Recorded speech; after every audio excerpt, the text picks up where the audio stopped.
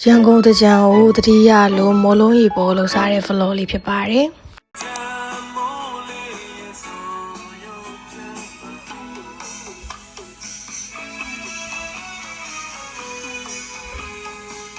အားလုံးပဲမင်္ဂလာပါထားပါရှင်ဒီနေ့ကတော့ရန်ကုန်ကိုတတိယရတယ်ပေါ့နော်နောက်ပြီးတော့တကြံမကဲရလည်းထား6နှစ်လောက်ရှိပြီဆိုတော့တော့ကတကြံမှုလိုချင်လို့ဒါအိမ်မှာပဲမော်လုံးရီပေါ်လှူစားပါတယ်။အမဆိုရင်အမြဲတမ်းမနက်စောထားပြီးတော့ပေါ့နော်အိမ်ရအမေတွေကမော်လုံးရီပေါ်အလှအမြဲလုပ်နေကြပေါ့နော်အဲ့လိုဆိုတော့အဲ့ဒါလေးလည်းတတိယရတယ်အားကြောင့်ကိုယ့်အကိုမော်လုံးရီပေါ်လေးလုံပြီးတော့ကိုယ့်အကိုတကြံချင်းတွေဖွင့်ပြီးတော့ပေါ့နော်မသိတကြံကြသလိုမျိုးလုပ်နေပါတယ်။အုံးတီးရလည်းဒီမှာ frozen အုံးတီးရှိရဆိုပေမဲ့ပေါ့နော်ဒီလိုမျိုးအုံးတီးကို market တစ်ခုမှာတွေ့ထားတော့သွားဝယ်ပြီးတော့ပေါ့နော်လုပ်ထားပါတယ်ဒါပေမဲ့အုံးချစ်တဲ့အတန်းမရှိဘူးပေါ့မရှိတော့အဲ့ရှိတဲ့ဟာလေးနဲ့ပဲဆိုင်မှာဝယ်ပြီးတော့ဒါအုံးချစ်ချလို့ရတယ်ဆိုပြီးတော့ဝယ်လာခဲ့ပါတယ်ပြီးရင်မလုံးရေပေါ်လုံးပြီးဆိုတာလည်းမပါမဖြစ်ငရုတ်သီးစိမ့်လေးရတော့ထဲမှာရမယ်ပေါ့နော်အဲ့ဒါမှစုပြီးတော့လှူစားတဲ့အခါကျရင်အရန်ရှိရတာပေါ့နော်ငရုတ်သီးစိမ့်မိသွားတဲ့လူရဲ့မျက်နှာကိုကြည့်ပြီးတော့တကယ်ကြီးတော့ကောင်းတယ်ပေါ့နော်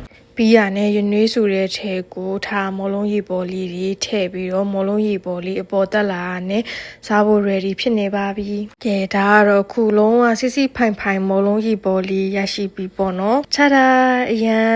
စားကောင်းတဲ့မော်လုံးရီပေါ်လေးရရှိပါပြီ။ခုထားရဲ့ vlog ကိုလည်းအဆုံးထိကြည့်ပေးလို့ကျေးဇူးများကြီးတင်ပါတယ်။နောက်ပြီးတော့နှစ်သက်မှာအားလုံးပဲပျော်ရွှင်ကြဖို့မျှော်လင့်ရင်းနဲ့ပဲထားဒီဗီဒီယိုလေးကိုဆုံးသက်လိုက်ပါမယ်။ See you bye bye